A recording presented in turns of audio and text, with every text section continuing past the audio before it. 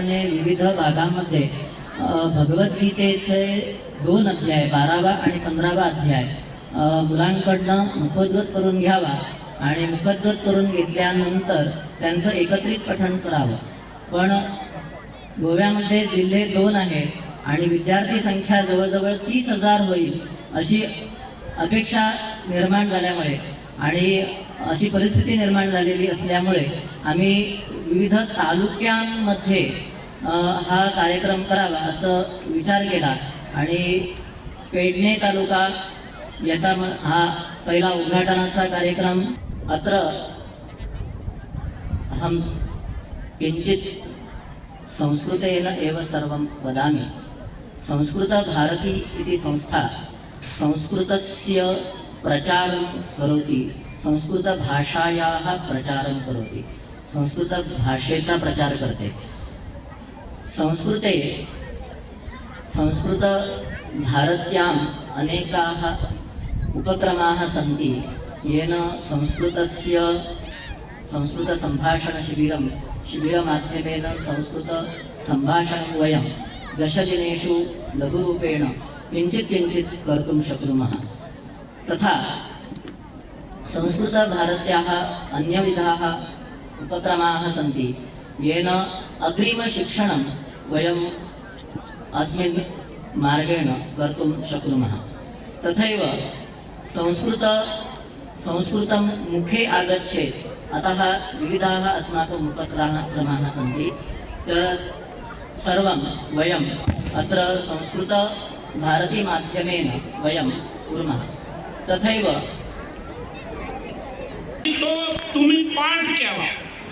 येणाऱ्या काळात जसे तुम्ही वाढतात तसं पाठ केल्याचा अर्थही समजून जाय आणि अर्थ समजता तातूंतलो बोध समजून अंगीकृत करून आपण आत्मसात करून एक आदर्श जीवन पद्धती आमची करूया.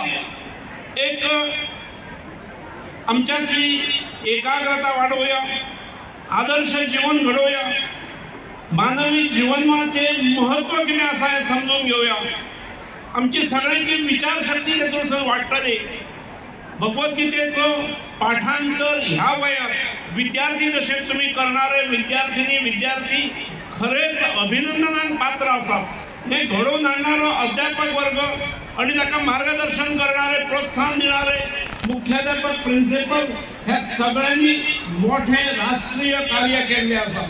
भगवद्गीता हो धार्मिक ग्रंथ म्हणून सीमित करूया नका. भगवद्गीता हो राष्ट्रीय विचार असा. तो ग्रंथच म्हणून जायला राष्ट्रीय ग्रंथ म्हणून आम्ही स्वीकारूया. ही पिढी ह्या ग्रंथाचे पालन करतली, वाचन करतली, पठण करतली आणि अंगीकृत करतली अशी अपेक्षा दवरता. तुमकां सगळ्यांक शुभेच्छा दिता. प्रतिकूल परिस्थितीत सुद्धा हांगा वत आसा आणि त्या वतात तुम्ही शांत चित्तान बसून हे पठण केले त्या तुम्ही कौतुकाक पात्र आसा. सगळ्यांक सदिच्छा देऊन म्हज्या वाणीक विराम दिता.